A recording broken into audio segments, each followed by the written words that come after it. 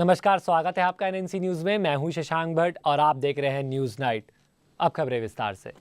भले ही भाजपा लोकसभा चुनाव के बाद 272 का आंकड़ा छूने के लिए बसपा को भविष्य में अपना सहयोगी मानकर उस पर हमले करने से बच रही हो, लेकिन बसपा इस चुनाव को पूरी तरह से जंग के मूड में ले रही है। दरअसल कुशीनगर में एक रैली को संबोधित करते हुए राज्यसभा सांसद और बीएसपी के नेता जुगल किशोर ने बीजेपी के पीएम पद के उम्मीदवार नरेंद्र मोदी पर जमकर निशाना साधा। मोदी के 2 जगहों से चुनाव लड़ने पर जुगल किशोर ने कहा कि मोदी अपने लिए सुरक्षित सीट ढूंढ रहे हैं। से लड़ते बनारस लड़ने नहीं आते, आज 2 जगह से लड़ रहे, अपनी सुरक्षित सीट वहां ढूंढने क्यों चले गए? अगर तुम में दम था, तुम्हारी मां ने दूध पिलाया था, तो तुम आकर के देवरिया लड़ जाते। जहाँ भाई देख लेते बीएसपी में कितना दम है। Fair in love and war, युद्ध है, युद्ध में साम दाम दंड भेद सारा अपनाना पड़ता है और जीतना है। मैं विश्वास करता हूँ जीत में। उत्तर प्रदेश के सबसे महत्वपूर्ण इलाके पूर्वांचल के घोसी लोकसभा क्षेत्र में जमकर आचार संहिता की धज्जियां उड़ाई जा रही हैं।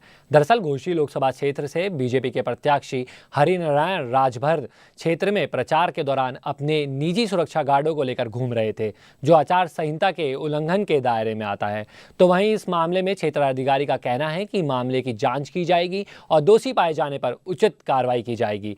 गौरतलब है कि हरिनारायण राजभर पर पहले भी आचार संहिता का मामला मोहम्मदाबाद या सरकारी गनर जो अधिकृत नहीं है, लेके चलना अनुमन्य नहीं है, लेकिन यदि कोई व्यक्ति अपने साथ चल रहा है तो एक आचार संहिता का उल्लंघन है। बात के लिए सूचना प्राप्त हुई है और इसकी कुछ विजुअल्स भी मीडिया में उपलब्ध हैं, उसको मंगाया जा रहा है। अगर वो प्राप्त हो जाएंगे तत्काल उनको नोटिस जारी की जाएगी और संतोषजनक जवाब नहीं मिलता है तब योग दर्ज किया। पूछने की बात है, मोदी फैक्टर पूरे देश में अभी आवश्यकता है मोदी का इस देश में। आत्म सुरक्षा सबसे बड़ा सवाल, क्योंकि जब तक हमको सरकार सुरक्षा नहीं देगी तब तक किसी तरह से तुम्हें। बढ़ते अगली खबर की ओर। उत्तर प्रदेश का सबसे वीआईपी जिला और सपा का गढ़ माने जाने वाले कन्नौज लोकसभा क्षेत्र से सपा प्रत्याशी और मुख्यमंत्री अखिलेश यादव की पत्नी ने अपना नामांकन दाखिल किया है। नामांकन दाखिल किया है। नामांकन के बाद चुनावी रैली को संबोधित करते हुए डिंपल यादव ने कहा कि पार्टी ने जो भी वादे किए हैं उसे पूरा किया है।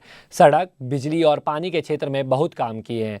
जनता से अपील करते हुए डिंपल यादव ने कहा कि आप लोग सपा को वोट देकर माननीय नेताजी के नेतृत्व में तीसरे मोर्चे की सरकार बनाएं।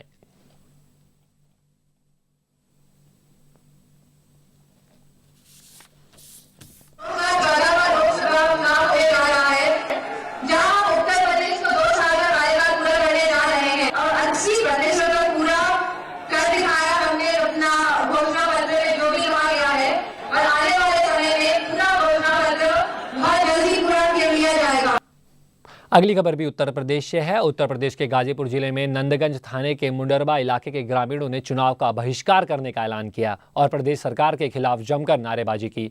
ग्रामीणों का कहना है कि मुंडरबा इलाके के सड़क निर्माण में खराब सामग्री का इस्तेमाल किया गया है, जिससे लोगों को सड़क पर चलने में काफ़ी परेशानी होती है। जिलाधिकारी से शिकायत करते हुए ग्रामीणों ने कहा कि अगर ठेकेदारों के खिलाफ कार्रवाई नहीं हुई तो इस बार सभी ग्रामीण लोकसभा चुनाव का बहिष्कार करेंगे।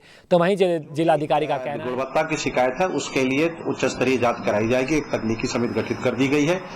इस समय सभी सड़कों में कार्य हो रहा है। उनकी गुणवत्ता के लिए सीडीओ की अध्यक्षता में एक कमेटी बना दी गई है। तो गुणवत्ता की जांच करके अगर कहीं गुणवत्ता में कमी पाई जाती है तो उनके खिलाफ कार्रवाई की जाएगी। इस सरकार में जो भी कार्य हो रहे हैं नीचे से लेकर ऊपर तक सारे लोग घोटाले ही घोटाले कर रहे हैं। इस घोटाले को हम बर्दाश्त नहीं करेंगे, हमारी जनता बर्दाश्त नहीं करेगी। अखिलेश सरकार जो है चाहे कि हम घुटने के बल टेक जाए तो हम टेकेंगे नहीं, सरकार को घुटने बल टेकेंगे और डीएम महोदय साहब को कहेंगे कि वो उचित जांच करा करके हमारे रोड को सुनिश्चित करें। लोकसभा चुनाव में किसी तरह की गड़बड़ी ना हो, इसके लिए जिला प्रशासन पूरी तरह से मुस्तैद है। 2 दिन के अंदर चुनाव में लगे कौशाम्बी पुलिस और उड़न दस्ते ने अलग अलग थाना इलाके में वाहनों की चेकिंग के दौरान 2 वाहनों से लगभग 21.5 लाख रुपए बरामद किए। दरअसल मामला सोनी कोतवाली क्षेत्र का है, जहां देर रात वाहन चेकिंग के दौरान एक लग्जरी कार से 15 लाख रुपए बरामद किए गए। तो वहीं कार में सवार लोगों का कहना है कि वह जमीन खरीदने के लिए पैसे ले जा रहे थे। पकड़ा है 15.5 लाख, वहाँ गिन लिया गया है पैसा। इनकम टैक्स वाले बुलाए गए हैं, उन्होंने अपना कागजात भी प्रस्तुत किया है, तो खेत लिखाने के लिए आ रहे थे। तो अभी जांच चल रही है, इनकम टैक्स वाले आ जाएंगे तो पूरी प्रक्रिया समाप्त हो जाएगी। दक्षिण दिल्ली से बीजेपी के उम्मीदवार रमेश भिदुड़ी ने आम आदमी पार्टी के द्वारा लगाए गए आरोपों का खंडन करते हुए कहा कि आम आदमी पार्टी जिसने मेरे ऊपर आरोप लगाए हैं वो बिल्कुल झूठे और निराधार हैं। आपको बता दें कि आम आदमी पार्टी ने रमेश भिदुड़ी पर जल माफिया और उनका व्यवहार महिलाओं के प्रति ठीक नहीं है। मोदी और कांग्रेस है, वो बार बार कहते हैं, वो खुद रिलायंस कंपनी के अंदर एम्प्लॉई हैं, मैनेजर की नौकरी कर रहे हैं खुद अपने आप को, तो पहले अपने आप को देखें। उन्होंने मेरे खिलाफ आज तक जीवन में मेरे परिवार में जमीनों का कोई व्यक्ति काम ही नहीं करता, मेरी पूरी फैमिली के अंदर ना मेरा कोई बिजली से जमीनों का।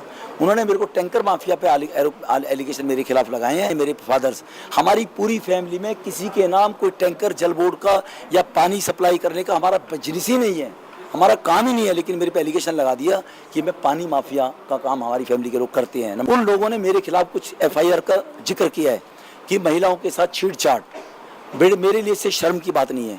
उन्होंने जमीन भूमाफिया पर कब्जा करने की FIR, इस प्रकार की किसी हिंदुस्तान की किसी अदालत में मेरे खिलाफ कोई भी आदमी एक भी FIR लाकर दिखाएगा कि ईव टीजिंग का कोई मुकदमा मेरे खिलाफ किसी हिंदुस्तान की अदालत में है या लैंड माफिया का मेरे खिलाफ हिंदुस्तान की अदालत में है, मैं तुरंत अपने नॉमिनेशन को विड्रॉ कर लूंगा, सार्वजनिक जीवन से विड्रॉ कर जाऊंगा जी। मैं चैलेंज करता हूं, या केजरीवाल बयान करे कि वो सबूत दे मेरे खिलाफ, और वरना नैतिकता के आधार पर उसको विड्रॉ करना चाहिए। उसका नेता केजरीवाल भी इसी प्रकार के आरोप लगाता है और भाग जाता है। उन लोगों के ये DNA में है, इस प्रकार के अनारकी लोग देश में अव्यवस्था फैलाने की मानसिकता से ऐसे अनर्गल आरोप लगाते रहते हैं। चुनाव की सरगर्मियां जोरों पर हैं और सभी पार्टियों के प्रत्याशी अपने अपने प्रचार प्रसार में जुटे हुए हैं। विकास, भ्रष्टाचार और तमाम मुद्दों के साथ जनता के बीच जा रहे हैं और अपने पक्ष में मतदान करने की अपील कर रहे हैं। क्या कुछ कहते हैं कांग्रेस छोड़कर बीजेपी ज्वाइन करने वाले और गुड़गांव लोकसभा क्षेत्र से बीजेपी के प्रत्याशी राव इंद्रजीत सिंह। उनसे बात की हमारी संवाददाता पवनप्रीत कौर ने। है राव इंद्रजीत सिंह, जो कि बीजेपी की टिकट से लोकसभा प्रत्याशी हैं। आइए जानते हैं इनसे कुछ सवालों के जवाब। इस बार के चुनाव के लिए आप अपने लिए सबसे बड़ी चुनौती क्या समझते हैं? देखिए, हर चुनाव चुनौती होता है। ऐसी अनेक समस्याएं होती हैं जो चुनाव के अंदर हम बता नहीं सकते, लेकिन होती हैं और बतौर पॉलिटिशियन का सामना करना पड़ता है जब चुनाव के अंदर जाते हैं। सब कायदे से तो काम होता नहीं है ना, तो उन चुनौतियों का सामना कर रहे हैं जैसे और कैंडिडेट्स हैं वो कर रहे हैं। आप पहले भी कई बार मंत्री रह चुके हैं, तो सर मैं जानना चाहूंगी कि वो कौन सी उपलब्धियां हैं जो आपने प्राप्त किया और आप सोचते हैं कि उसके आधार पर जनता आपको वोट करेगी? देखो, हम एक तो डिफेंस मिनिस्ट्री के अंदर रहे थे बतौर स्टेट मिनिस्टर ऑफ डिफेंस। विश्व की तीसरी डिफेंस यूनिवर्सिटी हमने गुड़गांव के अंदर स्थापित करवाई। सैनिक स्कूल रेवाड़ी के अंदर, जो रेवाड़ी कहते हैं कि सबसे बड़ी सैनिकों की खान है, तो सैनिक स्कूल रेवाड़ी के अंदर हमने खुलवा दिया है। सर, जो आप पहले इतने समय से कांग्रेस से चुनाव लड़ते रहे, अब अचानक बीजेपी में शामिल हुए, तो सर इसकी क्या वजह है कि अब आप कांग्रेस छोड़ बीजेपी में शामिल हो गए? कांग्रेस के साथ हम 36 साल रहे। एक विचारधारा थी कांग्रेस जब हम ज्वाइन करे थे, सभी की सोच रखती थी, आम जन की सोच रखती थी, कमज़ोर की रखती थी, गरीब की रखती थी, सभी के लिए ये पार्टी थी। लेकिन जैसे हम इसके अंदर रहे और ख़ास तौर पे पिछले 10 साल के अंदर जैसे हमने रहे, तो ये आम जन के प्रति जो विचारधारा थी वो एक तब्दील होती नज़र आई। नई बात नहीं है कि हम आज ही ज्वाइन किए हैं बीजेपी को।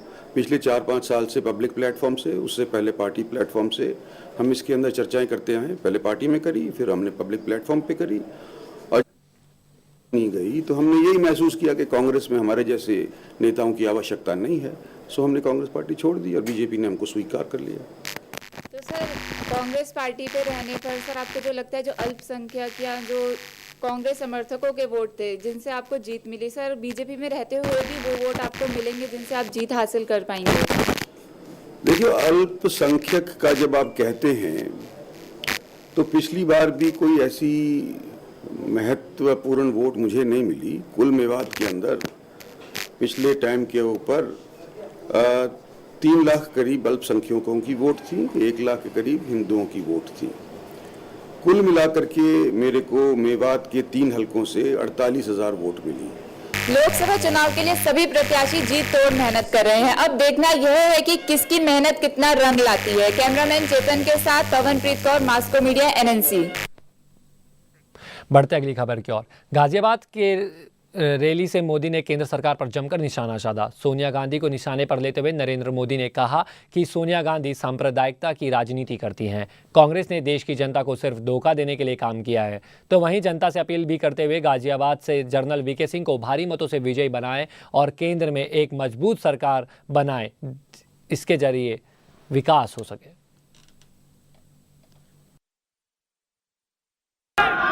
जब मैं कहता हूं महंगाई के ऊपर दिल्ली में बैठी हुई कांग्रेस सरकार जवाब दे, तो वो कहते हैं सेक्युलरिज्म का क्या है। मैं पूछता हूं, नौजवान को रोजगार के संबंध में वादे किए थे, जवाब दो। वो कहते हैं सेक्युलरिज्म का क्या है। मैं कहता हूं माताओं बहनों पर सम्मान के सवाल खड़े हुए हैं, निर्दोष बेटियों पर बलात्कार होते हैं, बेटियों की सुरक्षा के लिए जवाब दो। तो वो कहते हैं पहले सेक्युलरिज्म की बात करो। मैं कहता हूं किसान को पानी मिलना चाहिए, खेत में पानी मिलना चाहिए, तो वो कहते हैं पहले जरा सेक्युलरिज्म की चर्चा हो जाए। अगर भाइयों बहनों इन पापों को खुला करना है तो दिल्ली में मजबूत सरकार चाहिए। भारतीय जनता पार्टी के कमल निशान पर बटन दबाइए। गाजियाबाद के शिप्रा ग्राउंड में बीजेपी पीएम पद के उम्मीदवार यानी कि नरेंद्र मोदी की आज रैली हुई, जहां पर उन्होंने हर बार की तरह इस बार भी कांग्रेस पर जमकर निशाना साधा। ये रैली बीजेपी की नैया कितनी पार लगाती है, इसका पता 16 मई के नतीजों से ही चलेगा। कैमरामैन सद्दाम हुसैन के साथ पूजा शर्मा, NNC गाजियाबाद। अगली खबर भी लोकसभा से जुड़ी हुई है। लोकसभा चुनाव पास आते ही राजनीतिक माहौल गर्मा गया है। दादरी में मुलायम सिंह यादव ने गौतम बुद्ध नगर से लोकसभा प्रत्याशी नरेंद्र भाटी के पक्ष में वोट देने की अपील की। सपा मुखिया मुलायम सिंह यादव ने नरेंद्र भाटी के लिए वोट तो मांगे, पर यहाँ की जनता क्या सोचती है, उनसे बात की हमारे संवाददाता रविंद्र चौधरी ने। खड़े हैं उत्तर प्रदेश के गौतम बुद्ध नगर इलाके में, जहां से नरेंद्र भाटी समाजवादी पार्टी के कार्यकर्ता खड़े हुए हैं। आइए यहाँ की जनता से बात करते हैं समाजवादी पार्टी के बारे में। आपको क्या लगता है इस बार समाजवादी पार्टी यहाँ जीत पाएगी? पूरे अच्छे तरीके से यहाँ से समाजवादी की जीत होगी। क्या तो भैया मालूम है कि जीत है, निश्चित जीत। यहाँ के जो नेता हैं आप उनसे क्या उम्मीद करते हैं, वो आपके लिए क्या करेंगे? वो हमारे लिए तो सब कुछ करते हुए हैं, आगे भी करेंगे। अब देखना ये होगा कि चुनाव में क्या होता है। कैमरामैन गौरंग वसीम के साथ Ravindra Chaudhary, MGM news, Greater Noida. इस बुलेटिन में फिलहाल इतना ही। देश विदेश की ताज़ा खबरों के लिए देखते रहिए न्यूज़ नाइट। मुझे दीजिए इजाजत। नमस्कार।